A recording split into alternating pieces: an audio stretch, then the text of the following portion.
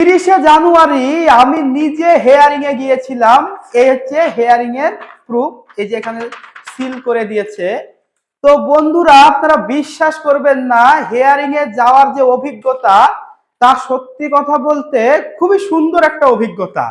কেন বলছি, আপনারা বাইরে অনেক ধরনের কথাবার্তা কিন্তু শুনতে পাচ্ছেন যে এটা হবে সেটা হবে, এই করবে সেই করবে, কি কাগজ দেখবে না দেখবে। তো আপনাকে সত্যি কথা বলে রাখি, কোনো কাগজই আমার দেখেনি। শুধুমাত্র আমি যে জেরক্স ফাইলটা দিয়েছিলাম, সেই জেরক্স ফাইলগুলো সবগুলো মিলিয়ে দেখলো এবং ওখানে বিএলও উপস্থিত ছিল। সেই বিএলও কাছ থেকে কিন্তু ভেরিফিকেশনটা করলো এবং তারপরে কিন্তু এই নোটিশের যে জেরক্স কপি, সেই উপরে কিন্তু একটা সিল এবং স্বাক্ষর করে কিন্তু আমার ছবি তুলে আমাকে বললো যে হ্যাঁ ঠিক আছে, তোমার হয়ে যাবে, কোনো চাপ নেই, তুমি চলে যেতে পারো। তো সত্যি বলতে অফিসাররা কিন্তু প্রচুর পরিমাণে কিন্তু মানুষকে সাহায্য করছে। তারাও কিন্তু চাইছে না যে কারো নাম বাদ যাক, কিন্তু একান্তই যাদের সমস্যা বা একান্তই যাদের প্রবলেম, তাদেরকে কিন্তু অফিসাররা মন থেকে না চাইলেও তারা বাধ্য হয়ে কিন্তু তাদেরকে ফেরত পাঠাতে বাধ্য হচ্ছে।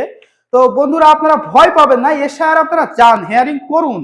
কারণ হেয়ারিং না করলে বরং আপনারা বিপদে পড়বেন। তাই অবশ্যই হেয়ারিংটা কমপ্লিট করুন এবং কাগজপত্র যেটা চাইছে সেটা জমা করুন। আপনারা নির্ভয়ে থাকতে পারেন, আপনাদের কোনো চাপ নেই। ভিডিওটি বেশি বেশি করে শেয়ার করে মানুষের কাছে পৌঁছে দিন। মানুষের মধ্যে অ্যাওয়ারনেস দরকার।